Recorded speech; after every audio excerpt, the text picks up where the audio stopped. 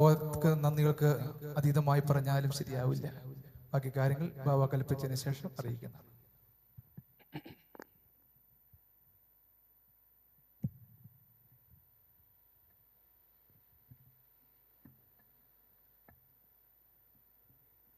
പിതാവിനും പുത്രനും പരിശുദ്ധ റൂഹായിക്കും സ്തുതി. ആദ്യം മുതൽ തൻ്റെ കരുണയും മനോഗുണം എന്നേക്കും ഉണ്ടായിരിക്കട്ടെ. ആമേൻ. എത്രയും ബഹുമാനപ്പെട്ട തോമസ് അച്ഛൻ, സഹകാർമ്മികരായ അനുഗ്രഹീത വൈദികരെ, സന്നിഹിതരായിരിക്കുന്ന പ്രിയപ്പെട്ട വൈദിക ശ്രേഷ്ഠരെ, പ്രിയമുള്ള ശമാശന്മാരെ, നമ്മുടെ പള്ളിയിലെ ട്രസ്റ്റീസ്, പള്ളിയിലെ ഭരണ സമിതി കമ്മിറ്റി മെമ്പേഴ്സ്, നമ്മുടെ ദേവാലയത്തിലെ വനിതാ സമാജം, Sunday school, youth association, elders forum,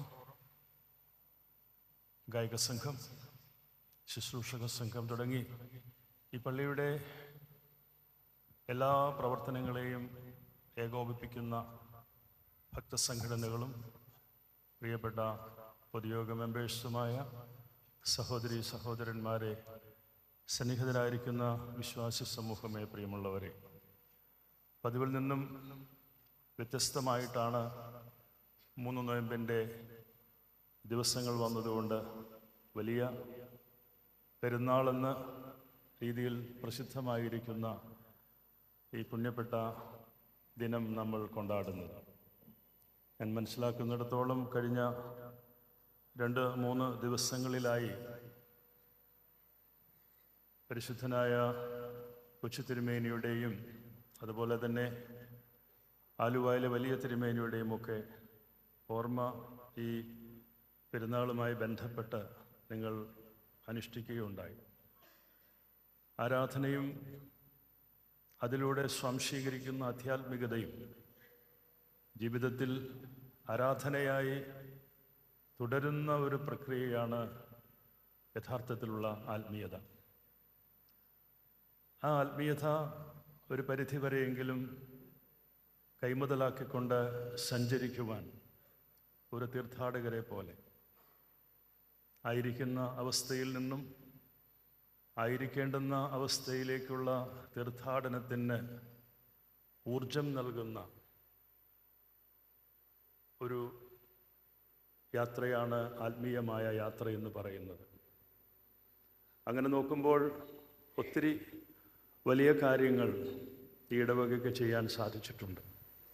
പലപ്പോഴും പെരുന്നാളുകൾ ലോകത്തിൻ്റെ കണ്ണുകൾക്ക് മനുഷ്യൻ്റെ ആസ്വാദനത്തിന് അനുരൂപമായ രീതിയിൽ വഴിവിട്ടുള്ള ആഘോഷങ്ങളും ആർഭാടങ്ങളും നമ്മൾ കാണുന്നുണ്ട്. അതത്ര പ്രോത്സാഹിപ്പിക്കുവാൻ സാധിക്കുന്ന ഒന്നല്ല. ഒരു ചെണ്ട കൊട്ടുന്നതോ ഒരു ബാൻഡ് അടിക്കുന്നതോ ഒന്നും ഒരാർഭാടമായിട്ട് നമ്മൾ കാണുന്നില്ല. എന്നാൽ പുതിയ കാലഘട്ടത്തിലെ പുതിയ തലമുറ ഇഷ്ടപ്പെടുന്നത് കാതടപ്പിക്കുന്ന ശബ്ദമാണ്. പുതിയ തലമുറ ഇഷ്ടപ്പെടുന്നത് കണ്ണഞ്ചിപ്പിക്കുന്ന കാഴ്ചകളാണ്.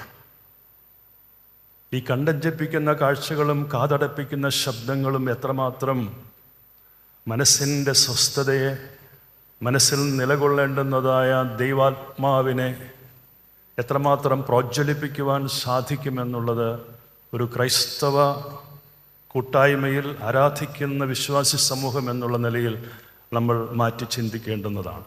ഇന്നിറങ്ങുന്ന റീൽസൊക്കെ നിങ്ങൾ ശ്രദ്ധിച്ചു കാണും. ഇത് റീൽസിൻ്റെ കാലമാണ്. ഈ റീൽസ് എല്ലാം യാഥാർത്ഥ്യങ്ങളിൽ നിന്ന് വളരെ അകലെയാണ് ഇത് ഓടിക്കൊണ്ടിരിക്കുന്നത്. ഞാനൊരു പള്ളിയിൽ ഈയിടെ ഒരു പെരുന്നാളിന് പോയി. ആ പള്ളിയിൽ പോയി പെരുന്നാളിൻ്റെ കുർബാനയെല്ലാം അർപ്പിച്ചു, ചടങ്ങുകളെല്ലാം നിർവഹിച്ചു. അവിടെ ആ പള്ളിയിലെ റീൽസായിട്ട് പുറത്തു വന്നതെല്ലാം ഞാനെവിടെ ചെന്നതോ കുർബാന ചൊല്ലിയതോ അവിടുത്തെ ആത്മീയതയൊന്നും അല്ല.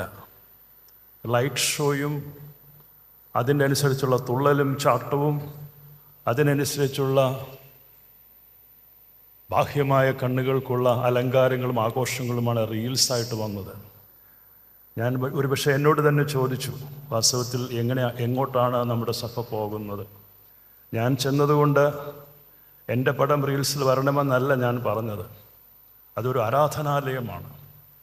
അവിടെയുള്ള ആരാധനയ്ക്ക് കൂടി വരുന്ന ജനം, ആരാധനയിൽ ബലിയർപ്പിക്കുന്ന പുരോഹിതൻ, ആരാധനയിൽ പാട്ടുപാടി അതിനെ ധന്യമാക്കുന്ന ഗായക സംഘം, ആരാധനയിൽ ശുശ്രൂഷക സംഘം, ഇതെല്ലാം ഒരു ആരാധനയുടെ ചേരുവകളോട് ചേർത്ത് വെച്ചുകൊണ്ടാണ് അതിൻ്റെ പൂർണ്ണത കൈവരിക്കുവാൻ അതിന് യാതൊരു വിലയുമില്ല. എന്നാൽ ലക്ഷങ്ങൾ മുടക്കി, 1-2 ലക്ഷമൊന്നുമല്ല പല പള്ളികളുമൊക്കെ ഇതിനുവേണ്ടി ചെലവഴിക്കുന്നത്. സഭയ്ക്ക് വേണ്ടി ഒരു കുടുംബത്തിൽ നിന്ന് 300 രൂപ തരാൻ പറഞ്ഞാൽ അത് തരാൻ പൈസയില്ല. മെത്രാപ്പോലിത്തേക്കും വൈദികർക്കുമൊക്കെ എന്തെങ്കിലും കൊടുക്കണമെന്ന് പറഞ്ഞാൽ അവിടെയൊക്കെ കൈ പുറകോട്ട് വലിയുകയാണ്. എന്തൊരു മനസ്സാണിത്! അവിടെയാണ് മാറി ചിന്തിക്കുന്ന അനേകം ദൈവാലയങ്ങൾ നമുക്കുണ്ട്.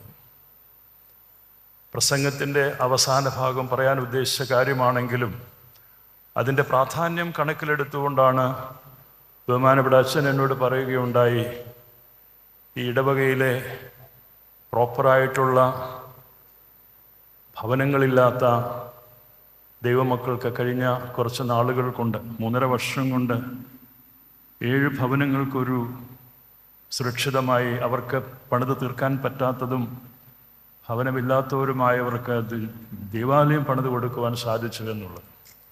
3.5 വർഷം കൊണ്ട് 7 ഭവനങ്ങളുടെ നിർമ്മാണത്തിൽ ഈ പ്രിയപ്പെട്ട കുടുംബങ്ങളോടൊപ്പം ചേർന്ന് നിൽക്കാൻ സാധിച്ച നിങ്ങളുടെ ആത്മീയതയാണ് ഈ പെരുന്നാളിനെയും ഈ ഇടവകയും ഏറ്റവും ശ്രേഷ്ഠമാക്കുന്നത്. ആർഭാടങ്ങൾക്ക് വേണ്ടി ചെലവഴിക്കുന്ന പണം നമ്മൾ ഇതുപോലുള്ള നന്മ പ്രവൃത്തികൾക്ക് വേണ്ടി ചെലവഴിക്കുവാൻ മനസ്സ് വെക്കണം. അങ്ങനെ മനസ്സ് വെക്കണമെങ്കിൽ നിങ്ങളിൽ ഒരു ആത്മീയത ഉണ്ടാകണം. അവിടെയാണ് ഞാൻ ആദ്യം പറഞ്ഞ ഈ ആരാധന. ഈ ദൈവാലയത്തിന് പുറത്തേക്കും നമ്മൾ യാത്ര ചെയ്യുമ്പോൾ, ഭവനങ്ങളിലേക്ക് പോകുമ്പോൾ, ജോലിസ്ഥലങ്ങളിലേക്ക് പോകുമ്പോൾ, കൃഷിയിടങ്ങളിലേക്ക് പോകുമ്പോൾ, ഏതവസ്ഥയിലും ഈ ആരാധന തുടരേണ്ടുന്ന ആരാധന തന്നെയാണ്. അങ്ങനെ തുടരാൻ സാധിക്കുന്നത് കൊണ്ടുള്ള പ്രവർത്തനത്തിൻ്റെ മികവാണ്, സേവനത്തിൻ്റെ മികവാണ്, ക്രിസ്തീയ കാഴ്ചപ്പാടിൻ്റെയും ദൗത്യത്തിൻ്റെയും പൂർണ്ണതയാണ് യഥാർത്ഥത്തിൽ നമ്മുടെ ദൈവാലയങ്ങളെല്ലാം മാതൃകയാക്കേണ്ടുന്നത്. കഴിഞ്ഞ ദിവസം ഞാൻ അങ്കമാലി ഭദ്രാസനത്തിലെ ഒരു മേഖലയിലെ സഭാദിന കളക്ഷന് പോവുകയുണ്ടായി. അപ്പോൾ അവിടെ ആൽഫബറ്റിക്കൽ അനുസരിച്ചാണ് ഓരോ പള്ളിക്കാരെയും വിളിക്കുന്നത്. അപ്പോൾ മൂവാറ്റുപുഴയ്ക്കടുത്തുള്ള മെക്കടുമ്പ് പള്ളിക്കാരുടെ പേര് ആദ്യം വിളിക്കണമെന്ന് പറഞ്ഞു. എനിക്ക് ആദ്യം മനസ്സിലായില്ല. അവർ പറഞ്ഞു, ട്രസ്റ്റിമാർക്ക് കോടതിയിൽ പോയി ജാമ്യം എടുക്കണം. നിങ്ങൾ വായിച്ചു കാണും. ഒന്നല്ല, പല പ്രാവശ്യമായി ലൈസൻസ് ഇല്ലാതെ യാതൊരു അലക്ഷ്യമായി ഉഗ്രസ്ഫോടനശേഷിയുള്ള മരുന്നുകൾ പള്ളിയുടെ കോമ്പൗണ്ടിൽ സൂക്ഷിച്ച് അത് കതിനയായും മറ്റ് പല രൂപത്തിലുമൊക്കെ പൊട്ടിച്ച് പ്രകമ്പനം കൊള്ളിച്ച് കുഞ്ഞുങ്ങളെ കരയിപ്പിച്ച് ഗർഭാവസ്ഥയിലായിരിക്കുന്ന സ്ത്രീകളുടെ വയറ്റിലുള്ള ആ ഭ്രൂണത്തെ പോലും കലക്കുന്ന രീതിയിലുള്ള മാരക ശബ്ദമുള്ള കതിനാവെടികൾ. ഏത് കാനൂനിലാണ് പറഞ്ഞേക്കണേ ഇത്? എത്ര ഇടങ്ങളിലാണ് മരണം സംഭവിച്ചിരിക്കുന്നത്? എത്ര കുടുംബങ്ങളാണ് അനാഥമായി പോയിരിക്കുന്നത്? ഒരിക്കൽ ഞാൻ 2 പേരുടെ മരണത്തിനിടയാക്കിയ ആരക്കുന്നം പള്ളിയിലെ ഒരു ഇതുപോലെ തന്നെ കരിമരുന്ന് പ്രയോഗമാണ്, കതിനാവെടി. 2 പേര് മരിച്ചുപോയി. അപ്പം ഞാൻ എന്ത് ചെയ്തു? എൻ്റെ ചെറുപ്പകാലമാണ്, 94-95 കാലത്താണ്. പെട്ടെന്ന് നടപടിയെടുത്തു.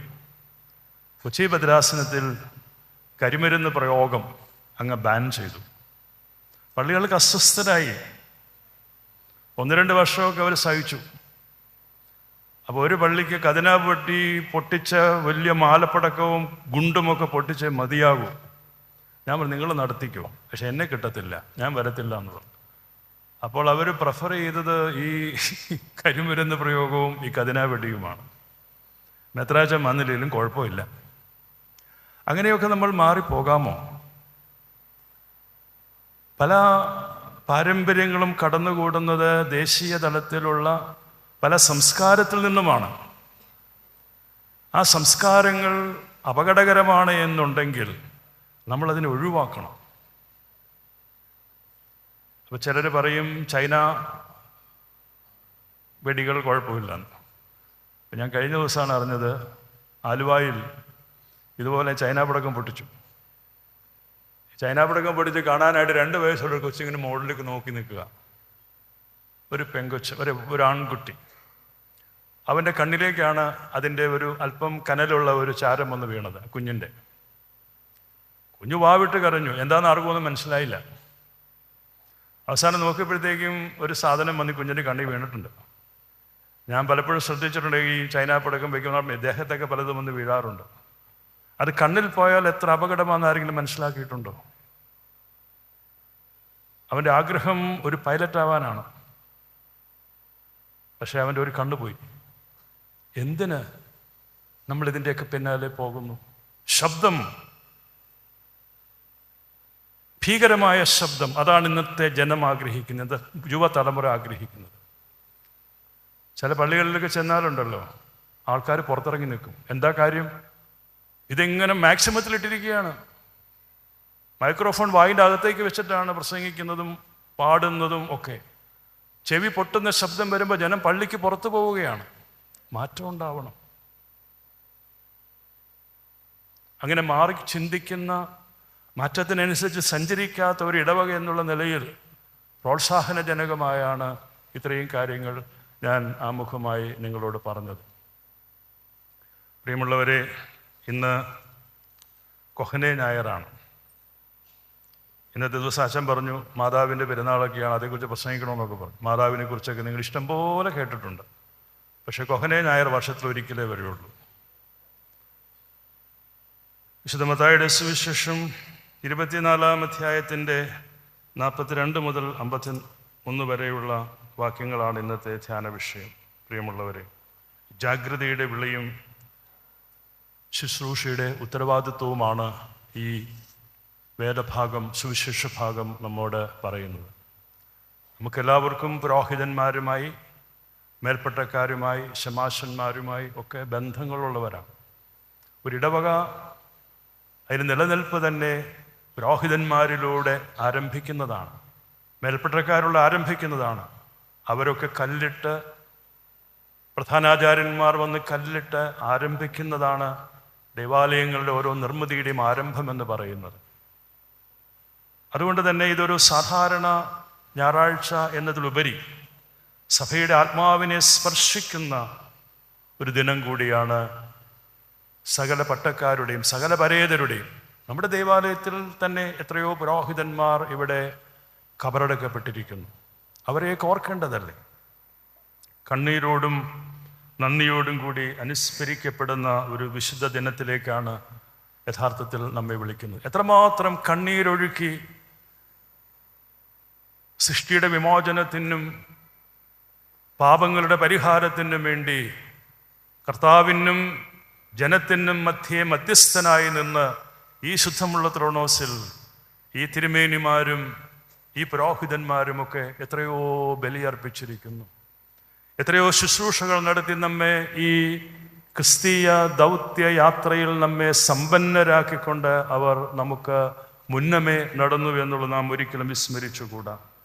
സുറിയാനി സഭയിൽ വാങ്ങിപ്പോയ സകല പരേതരെയും ഓർക്കുന്ന ഒരു എത്രയും ശ്രേഷ്ഠമായ ഒരു ദിനമാണ് ഇന്നത്തെ ഞായറാഴ്ച. ഞാൻ പലപ്പോഴും ചിന്തിച്ചിട്ടുണ്ട്, ഈ വേദഭാഗം മരിച്ചുപോയ മേൽപ്പട്ടക്കാരെയും പട്ടക്കാരെയും ഉദ്ദേശിച്ചായിട്ടുള്ളതാണ്. ഒന്ന് മാറി ചിന്തിച്ച് നോക്കിക്കേ, ഇത് മരിച്ചവരെ മാത്രം ഓർക്കുന്ന ദിനമല്ല. അങ്ങനെ നാം ഓർത്തതിനെ ചെറുതായി കാണേണ്ടുന്ന ദിനവുമല്ല. ഇതെന്നെയും ബാധിക്കുന്ന ദിനമാണ്. ഇത് ഇവിടെ ഇരിക്കുന്ന ഓരോ പുരോഹിതന്മാരെയും ബാധിക്കുന്ന ദിനമാണ്. ജീവിച്ചിരിക്കുന്നവരെ അവരുടെ ജീവിത വഴികളിൽ എത്രമാത്രം ദൈവത്തിൻ്റെ കൽപ്പനകൾ, പ്രമാണങ്ങൾ അനുസരിച്ച് ഒരു പുരോഹിതൻ ജീവിക്കുന്നുണ്ട് എന്നുള്ള ഉണർത്തുപാട്ടിൻ്റെ ദിനം കൂടിയായി സകല പുരോഹിതന്മാരുടെയും ഓർമ്മ ആഘോഷിക്കുന്ന ദിനത്തെ എനിക്കും എൻ്റെ സഹോദര മെത്രാന്മാർക്കും എൻ്റെ അനുഗ്രഹീതരായ പുരോഹിത ശ്രേഷ്ഠന്മാർക്കും ശമാശന്മാർക്കും അങ്ങനെ കാണാൻ സാധിക്കുവാൻ വേണ്ടിയുള്ള ദിനം കൂടിയാണ് സകല പട്ടക്കാരുടെയും ഓർമ്മയെ നമ്മൾ കാണേണ്ടുന്നത്, പുരോഹിതന്മാർ കാണേണ്ടത്. ഇത് അനുസ്മരണത്തിൻ്റെ ദിനം മാത്രമല്ല, ഇത് ആത്മപരിശോധനയുടെ ദിനം കൂടിയാണ് എന്ന് എന്നെയും ഇവിടെ ഓർമ്മപ്പെടുത്തുന്ന ഒരു ദിനമാണ് എന്ന് ഞാൻ തന്നെ നിങ്ങളോട് തുറന്ന് പറയട്ടെ. കർത്താവ് സഭയോടും ശുശ്രൂഷകരോടും ഓരോ വിശ്വാസിയോടും ചോദിക്കുന്ന ചോദ്യം ഇതാണ്: ആർ യു പ്രിപ്പയർഡ്? ജാഗ്രതയോടുകൂടിയാണോ നമ്മൾ ഈ യാത്രയിൽ വിശ്വാസിയായും പുരോഹിതനായും മേൽപ്പട്ടക്കാരനായും യാത്ര ചെയ്യുന്നത് എന്നുള്ളതായ ചോദ്യം. ജാഗ്രതയോടെ ഇരിപ്പീൻ. നമ്മുടെ കാലങ്ങളിലൂടെ കാതുകളിലൂടെ മുഴങ്ങേണ്ടുന്ന ഒരു ശബ്ദമാണ്. കർത്താവ് പറയുന്നു, അതിനാൽ ജാഗ്രതയോടെ ഇരിപ്പീൻ. നിങ്ങളുടെ കർത്താവ് ഏത് നാഴികയിൽ വരുമെന്ന് അറിഞ്ഞുകൂടാത്തതിനാൽ ജാഗ്രതയുള്ളവരായിരിക്കും. ഈ സുവിശേഷ ഭാഗം ഞാൻ പലപ്പോഴും ചിന്തിച്ചിട്ടുണ്ട്. കർത്താവിൻ്റെ വരവിനെ കരുതിയൊക്കെയുള്ള ഒരു മുന്നറിയിപ്പായിരിക്കും. അതിപ്പോൾ പെട്ടെന്നൊന്നും സംഭവിക്കാൻ പോണ കാര്യമൊന്നും അല്ലല്ലോ എന്നൊക്കെ കരുതി രണ്ടാമത്തെ ലോകാന്ത്യത്തിൻ്റെ ഒരു മുന്നറിയിപ്പുമായി പറയുന്ന ഒരു വാക്യമായിട്ടാണ് പലപ്പോഴും നമ്മളൊക്കെ ഇതിനെ കാണുന്നത്. എന്നാൽ സത്യത്തിൽ ഇത് ദൈനംദിന ജീവിതത്തിലുള്ള ഒരു മുന്നറിയിപ്പായി നമുക്ക് കണ്ടെത്തുവാനായിട്ട് സാധിക്കണം.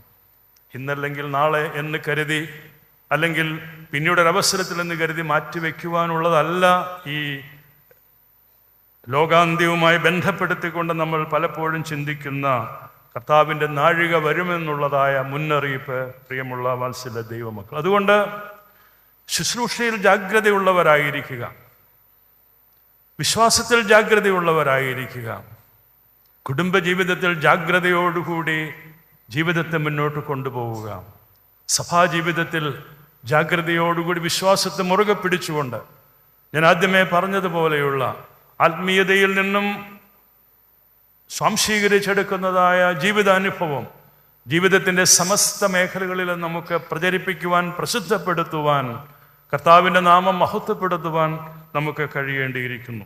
ജാഗ്രത എന്ന് പറയുന്നത് നമ്മുടെ ഉറക്കം നഷ്ടപ്പെടുത്തുന്ന ഒരു ജാഗ്രതയായിട്ടല്ല ഇവിടെ കണക്കാക്കുന്നത്. അത് ഉത്തരവാദിത്വം നിറഞ്ഞ ആത്മാവിൻ്റെ ഉടമകളായി മാറ്റപ്പെടണമെന്നുള്ളതായ നിർദ്ദേശമാണ് ഈ ജാഗ്രത കൊണ്ട് ഇവിടെ ക്രിസ്തു വിഭാവനം ചെയ്യുന്നത്. ഭംഗിപ്പോയ പുരോഹിതന്മാർ അവരുടെ ജീവിതം കൊണ്ട് നമ്മെ ഈ ജാഗ്രതയുള്ളവരായിരിക്കാൻ പഠിപ്പിച്ചവരാണ്. പകൽ രാത്രികൾ വേർതിരിവില്ലാതെ ജനങ്ങൾക്കായി കണ്ണുനീരോടെ പ്രാർത്ഥിച്ച പുരോഹിത ശ്രേഷ്ഠന്മാർ, വന്യരായ ഇടയശ്രേഷ്ഠന്മാർ, രോഗികളുടെ കിടക്കക്കരികിൽ, ദുഃഖിതന്മാരുടെ വീടുകളിൽ, എല്ലാം നഷ്ടപ്പെട്ട ആശയറ്റവരായ ബലഹീനരും നിർധനരുമായ ദൈവമക്കൾക്കരികിൽ, വിശുദ്ധ സഭയുടെ പ്രതിസന്ധികളിൽ, ദൈവാലയങ്ങൾ സംരക്ഷിക്കുന്നതിൽ, എല്ലാം നഷ്ടപ്പെടുമ്പോഴും കഷ്ടപ്പെട്ട് പടുത്തുയർത്തിയ ദേവാലയങ്ങൾ സംരക്ഷിക്കുന്നതിൽ പ്രാർത്ഥനയോടെ ചേർന്ന് നിൽക്കുമ്പോൾ അവിടെയെല്ലാം ജാഗ്രതയോടെ നിലകൊണ്ട പുരോഹിത ശ്രേഷ്ഠന്മാർ, അവരോട് ചേർന്ന് നിന്നതായ ദൈവത്തിൻ്റെ ജനം. അതുകൊണ്ട് ജീവിതം കൊണ്ട് എത്രമാത്രം ജാഗ്രതയോടുകൂടി ജീവിതത്തെ മുൻപോട്ട് നയിക്കണമെന്ന് പുരോഹിതന്മാർ തങ്ങളുടെ ജീവിതം കൊണ്ട് നമുക്ക് പഠിപ്പിച്ചു തന്നിട്ടുണ്ട്. പ്രിയമുള്ളവരെ, ശുശ്രൂഷയുടെ, കർത്തൃശുശ്രൂഷയുടെ ഓർമ്മയും കർത്തൃശുശ്രൂഷയുടെ അതേ തട്ടിൽ തന്നെയുള്ളതായ ഭാരവും നമുക്ക് വെളിപ്പെടുത്തി തരുന്നതാണ് പുരോഹിതന്മാർ. അവർ സഭയുടെ ഉടമകളല്ല, അവർ സഭയുടെ ഉടമകളായിട്ടല്ല നമുക്ക് മുന്നിൽ പ്രത്യക്ഷപ്പെടുന്നത്. അവർ കർത്താവിൻ്റെ കാര്യസ്ഥരാണ്. അതുകൊണ്ടാണ് ഞാൻ പറഞ്ഞത്, സ്വർഗത്തിനും ഭൂമിക്കും മധ്യേ പാപങ്ങളുടെ പരിഹാരത്തിനും കടങ്ങളുടെ മോചനത്തിനും വേണ്ടി കണ്ണുനീരൊഴുക്കി പ്രാർത്ഥിക്കുന്ന പുരോഹിതന്റെ ആരാധനയും വിശുദ്ധ കുർബാനയും അത് സ്വർഗവും ഭൂമിയും തമ്മിൽ ബന്ധിപ്പിക്കുന്നതും സ്വർഗം ഭൂമിയിലേക്ക് ഇറങ്ങി വരുന്നതും സമാനമായിട്ടുള്ള അനുഭവമായിട്ടാണ് നാം വിശുദ്ധ ആരാധനയിൽ സംബന്ധിക്കുന്നത്. പ്രിയമുള്ളവരെ, സുവിശേഷത്തിൽ പറയുന്ന വിശ്വസ്ത ദാസനുണ്ട്. ആരാണ്? കർത്താവ് ഏൽപ്പിച്ചവർക്ക് സമയത്ത് ആഹാരം നൽകുന്നവനാണ് വിശ്വസ്തദാസൻ. ഇവിടെ അവിശ്വസ്തരായ ദാസന്മാരെ കുറിച്ചും ശുദ്ധമുള്ള മത്തായിയുടെ സുവിശേഷത്തിൽ പറയും. എന്താണ് ഈ ആഹാരം? എൻ്റെ മക്കളെ ചിരിക്കണം, ഞാനിവിടെ പ്രസംഗിക്കുകയല്ലേ, മുന്നിൽ വന്നിരുന്ന് പ്രസംഗിക്കുമ്പോൾ ചിരിക്കാൻ കൊള്ളാമോ? പിള്ളേരൊക്കെ ശ്രദ്ധിക്കണം. അതാണ് ഞാൻ ആദ്യം പറഞ്ഞത്, ശ്രദ്ധ വേണം. മുന്നിലിരുന്ന് ചിരിച്ചുകൊണ്ടിരുന്ന് കഴിഞ്ഞാൽ പ്രസംഗിക്കുന്ന ആൾ എന്ത് വിചാരിക്കും? ഞാൻ കോമഡി പറയാമെന്ന് വിചാരിക്കും. ഞാൻ കോമഡി ഒന്നും പറഞ്ഞില്ല കേട്ടോ. മക്കൾ ശ്രദ്ധയുള്ളവരായിരിക്കണം. ദൈവവചനമാണ് ഈ ആഹാരം, ശുദ്ധമായ ഉപദേശമാണ് ഈ ആഹാരം, സ്നേഹപൂർവമായ ഇടപെടലാണ് ഈ ആഹാരം എന്ന് പറയുന്നത്. പ്രിയമുള്ളവരെ, സത്യത്തിൽ വിട്ടുവീഴ്ച ചെയ്യാത്ത നിലപാടുകൾ എടുക്കുന്നതാണ് ഈ ആഹാരം. സത്യത്തിൻ്റെ മാർഗത്തിലൂടെ സഞ്ചരിക്കുവാൻ ദൈവത്തിൻ്റെ ജനത്തെ പ്രേരിപ്പിക്കുന്ന ആഹാരം സമൃദ്ധമായി പങ്കുവെക്കുന്നതാണ് പുരോഹിതൻ്റെ ഉത്തരവാദിത്വം എന്ന് പറയുന്നത്. ഇവയെല്ലാം കാത്തു സൂക്ഷിക്കുന്നവരായിരുന്നു നമ്മുടെ പൂർവ്വിക പുരോഹിതന്മാർ. അവർ പൂർണ്ണരായിരുന്നില്ല, പക്ഷേ അവർ വിശ്വസ്തരായിരുന്നു. അതുകൊണ്ടാണ് ഈ സുവിശേഷ ഭാഗത്ത് വിശ്വസ്തതയ്ക്കും ജാഗ്രതയ്ക്കും വളരെ അധികം പ്രാധാന്യം നൽകുന്നുണ്ട് പ്രിയപ്പെട്ട വാത്സല്യ ദൈവമക്കളെ. എന്നാൽ ഇന്നത്തെ കാലത്തേക്കുള്ളൊരു സന്ദേശവും ഇവിടെ പറയുന്നുണ്ട്. ദുഷ്ടദാസനെ കുറിച്ചുള്ളൊരു മുന്നറിയിപ്പ്. കർത്താവ് എന്താണ് പറയുന്നത്? എൻ്റെ കർത്താവ് താമസിക്കുന്നുവെന്ന് കരുതി അവൻ അശ്രദ്ധനാവുകയും അധികാരം ദുർവിനിയോഗം ചെയ്യുകയും ചെയ്യുന്നു. അതും നമുക്ക് പലരുമൊക്കെ ആയിട്ട് കോറിലേറ്റ് ചെയ്യാനായിട്ട് സാധിക്കും. ഇത് കൂടുതലും പുരോഹിതന്മാരെ ഉദ്ദേശിച്ച് പറയുന്നതാണ് എന്ന് കരുതി പുരോഹിതന്മാരെ മാത്രം ഉദ്ദേശിച്ച് കർത്താവ് പറയുന്നതല്ല. എന്നാൽ കൂടുതൽ ഉത്തരവാദിത്വം പുരോഹിതന്മാർക്കാണ്, അവർ ശുശ്രൂഷയിലാണ് എന്നുള്ളതായ ഒരു ചൂണ്ടുവിരൽ അവിടെ നമുക്ക് നേരെ ചൂണ്ടുന്നുണ്ട്. ഇന്നത്തെ സഭയോടുള്ളതായ ശക്തമായ ഒരു മുന്നറിയിപ്പ് കൂടിയായി ഞാൻ ഇതിനെ കാണുന്നു. ഒന്നാമതായി, സ്ഥാനമാനങ്ങൾ ശുശ്രൂഷ മനോഭാവത്തെ മറികടക്കുന്നുണ്ടോ എന്നുള്ള അന്വേഷണം. രണ്ടാമതായി, അധികാരസ്ഥാനങ്ങൾ നമ്മുടെ വിനയ സ്വഭാവത്തെ മറികടക്കുന്നുണ്ടോ എന്നുള്ളതായ അന്വേഷണം. മൂന്നാമതായി, നമ്മുടെ സൗകര്യം, നമ്മുടെ സുഖങ്ങൾ, സാഹചര്യങ്ങൾ അതെല്ലാം ത്യാഗമനോഭാവത്തെ മറികടക്കുന്നുണ്ടോ എന്നുള്ള അന്വേഷണം. ഇത് മൂന്നും ഒരു പുരോഹിതനെ സംബന്ധിച്ചും ഒരു മേൽപ്പട്ടക്കാരനെ സംബന്ധിച്ചും ദൈവത്തിൻ്റെ ശുശ്രൂഷയിലായിരിക്കുന്ന ഏതൊരു ദൈവ പൈതലിനെ സംബന്ധിച്ചും ശ്രദ്ധേയമാണ്. അവിടെയാണ് അങ്ങനെ ചിന്തിക്കുമ്പോൾ സ്വാഭാവികമായിട്ടും സഭയുടെ ആത്മാവ് ക്ഷയിച്ചു പോകും. അതുകൊണ്ട് ശുശ്രൂഷ മനോഭാവത്തിൻ്റെ ശ്രേഷ്ഠത കൈവിടാതെ അത് നിലനിർത്തുവാനും അനേകരെ ശുശ്രൂഷ വഴികളിലേക്ക് തിരിപ്പിക്കുവാനുമുള്ള നിയോഗമാണ് പുരോഹിതന്മാരിൽ നിക്ഷിപ്തമായിരിക്കുന്നത്. പ്രിയമുള്ളവർ, അങ്ങനെയുള്ള ശുശ്രൂഷ നിർവഹിച്ച അനേകം കഹനേമാർ, അനേകം പരിശുദ്ധരായ പിതാക്കന്മാർ, അനേകം മേൽപ്പട്ടക്കാർ നമ്മിൽ നിന്നും വാങ്ങിപ്പോയിട്ടുണ്ട്. അവരെല്ലാം ഓർത്ത് നമുക്ക് പ്രാർത്ഥിക്കാം. പ്രിയമുള്ളവരെ, ഞാൻ ദീർഘിപ്പിക്കുന്നില്ല. 122 വർഷത്തെ വിശ്വാസ സാക്ഷ്യം ഈ നീറാമുകൾ saint Peter's and saint Paul's പള്ളി നിലനിർത്തുന്നു. 122 വർഷങ്ങൾ, ഒരു സഹസ്രാബ്ദം, ഒരു സെൻറ്റിനറി പിന്നിട്ട 22 വർഷങ്ങൾ എന്ന് പറയുന്ന വലിയ കാര്യം തന്നെയാണ്. ഇത്രമാത്രം ചരിത്രം നിങ്ങളിലൂടെ ഈ ദൈവാലയത്തിന്, നമ്മുടെ പൂർവികരിലൂടെ ദൈവാലയത്തിനെ പ്രസിദ്ധപ്പെടുത്തുവാനായിട്ട് സാധിക്കും. ദൈവാലയം എന്ന് പറയുന്നത് കല്ലും ചുണ്ണാമ്പും മണ്ണും സിമൻറ്റും ഒക്കെ ഉപയോഗിച്ച് പണിത ഒരു ശില്പമല്ല, അല്ലെങ്കിൽ ഒരു മന്ദിരം എന്നതിലുപരിയായിട്ട് ദേവാലയത്തിന് വലിയ അർത്ഥതലങ്ങളുണ്ട്. കർത്താവ് പറയുന്നുണ്ട്, ഹേ മനുഷ്യ, നീ കല്ലും മണ്ണും ഉപയോഗിച്ച് നിർമ്മിക്കുന്ന സുന്ദരമായ ശില്പങ്ങളിലല്ല, ഭവനങ്ങളിലല്ല, മന്ദിരങ്ങളിലല്ല ഞാൻ വസിക്കുവാൻ ആഗ്രഹിക്കുന്നത്. നിന്റെ ഹൃദയമാകുന്ന ദൈവാലയത്തിലാണ് എന്ന് കർത്താവ് വളരെ വ്യക്തമായിട്ട് പറയുന്നുണ്ട്. അപ്പോൾ അവിടെ നമ്മൾ നിർമ്മിക്കുന്ന ദൈവാലയത്തിൻ്റെ ആകാര ഭംഗി, അതിൻ്റെ ശ്രേഷ്ഠത, നമ്മുടെ ഹൃദയം വിശുദ്ധമാക്കിക്കൊണ്ട് ദൈവത്തിന് വസിക്കാവുന്ന ഇടയങ്ങളാക്കി നമുക്കതിനെ മാറ്റിയെടുക്കുവാൻ കഴിയുമ്പോഴാണ് യഥാർത്ഥത്തിലുള്ളതായ ദേവാലയത്തിൻ്റെ ആന്തരികമായ അനുഭവ തലങ്ങളിലേക്ക് നമുക്ക് വരുവാനായിട്ട് സാധിക്കുന്നത്. പ്രാർത്ഥനയുടെ 122 വർഷങ്ങൾ, ത്യാഗത്തിൻ്റെ 122 വർഷങ്ങൾ, വിശ്വാസത്തിൻ്റെ 122 വർഷങ്ങൾ. നിങ്ങൾ ഭാഗ്യവാന്മാരാണ്. വ്യത്യസ്തമായ ചിന്താഗതികൾ ഉണ്ടായേക്കാം. സഭാചരിത്രത്തിൻ്റെ ഗതിവിഗതികളിൽ, ഭിന്നതകളിൽ വ്യത്യസ്തമായിട്ട് ചിന്തിക്കുന്ന ഉയർന്നു വന്നേക്കാം. എന്നാൽ അവിടെയെല്ലാം ഇടവകയുടെ സമാധാനം, ഇടവകയിലെ ഐക്യം, ഇടവക ദൈവമക്കൾ കൂടി വരുന്ന ആരാധിക്കുന്ന ഇടം അവിടെ കലാപത്തിൻ്റെ ഭൂമിയാകരുത്, അവിടെ ഒരു വ്യത്യസ്ത ശബ്ദമുണ്ടാകാൻ പാടില്ല എന്നുള്ളതായ നല്ല മനോഭാവമുള്ള ദൈവത്തിൻ്റെ ജനം പാർക്കുന്ന ഒരു ദേശം, ഒരു ഇടവകയാണ് ഈ പുണ്യപ്പെട്ട ദൈവാലയം. പ്രിയമുള്ളവരെ, വിശ്വാസികളുടെ കണ്ണുനീരും പ്രാർത്ഥനയും ചേർന്ന ഒരു ആത്മീയ സ്മാരകമാണ് ഓരോ ഇടവകകളും. ഇവിടെ ശുശ്രൂഷ ചെയ്ത അനേകം പുരോഹിതന്മാർ ഇന്ന് നമ്മോടൊപ്പമില്ല. പക്ഷേ അവർ നട്ട വിത്തുകൾ ഇന്നും സമൃദ്ധമായി ഫലം കായ്ക്കുന്നു. നമുക്ക് ദൈവത്തെ മഹത്വപ്പെടുത്താം. ഈ പുണ്യപ്പെട്ട പെരുന്നാളിൽ നിങ്ങളോടൊപ്പം ഈ ഇടവകയെ സമർപ്പിച്ച് പ്രാർത്ഥിക്കുവാൻ സാധിച്ചതിൽ ദൈവത്തെ സ്തുതിക്കുന്നു. എല്ലാ ഭാവുകങ്ങളും എല്ലാ നന്മകളും നിങ്ങളുടെ പ്രവർത്തനങ്ങളെ പ്രത്യേകമായി ഞാൻ എല്ലാ അർത്ഥത്തിലും ഞാൻ പ്രോത്സാഹിപ്പിക്കുകയുണ്ടായി. ഏറ്റവും നല്ല കാര്യമാണ്.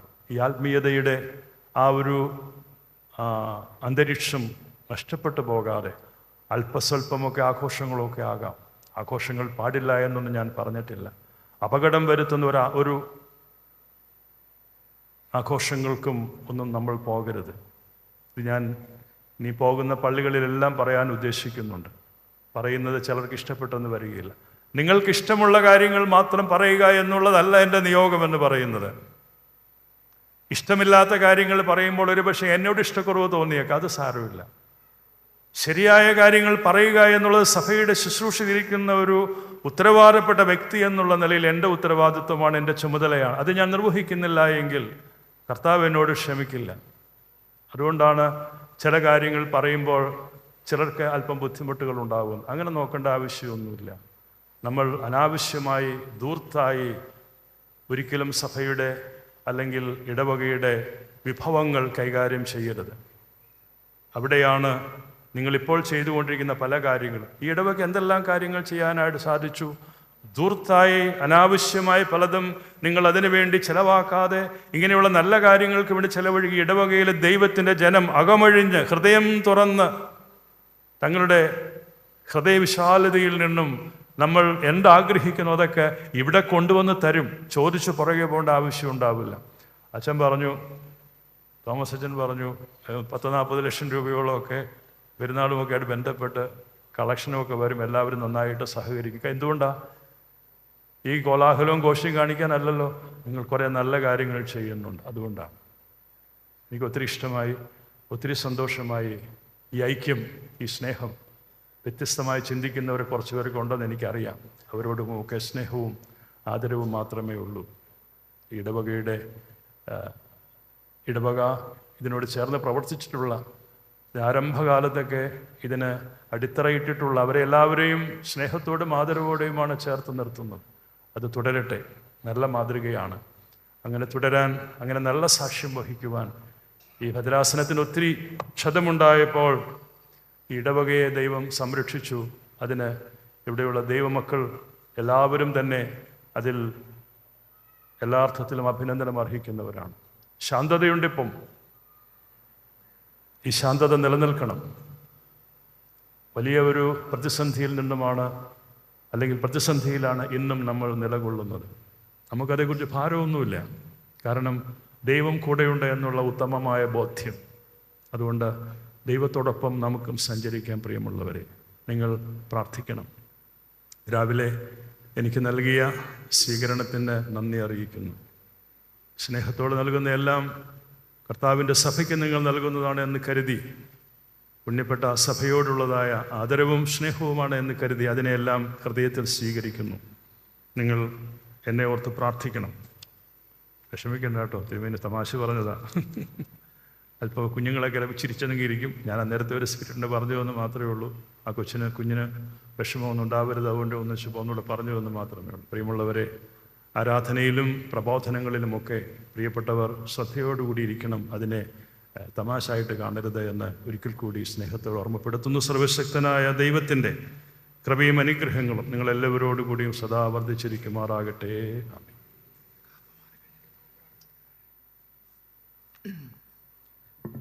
ദൈവത്തിൻ്റെ അതിപരിശുദ്ധ നാമം മാത്രം മഹത്വം എടുക്കട്ടെ. സൃഷ്ടഭാവ എത്ര ദിശാബോധത്തോടെയാണ് ഇന്ന് സഭയെ നയിക്കുന്നത്.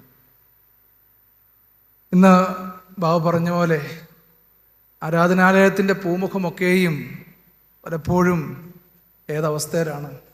കഴിഞ്ഞ ദിവസം ഇവിടെ അടുത്തൊരു പള്ളിയുടെ പൂമുഖത്ത് നടന്ന കാര്യങ്ങൾ നമുക്കറിയാം. രംഗണ്ണൻ വരുന്നു എന്നൊക്കെ പറഞ്ഞായിരുന്നു. ക്ഷമിക്കണം, നമ്മുടെ യൂത്ത് അസോസിയേഷനിലെ മക്കൾ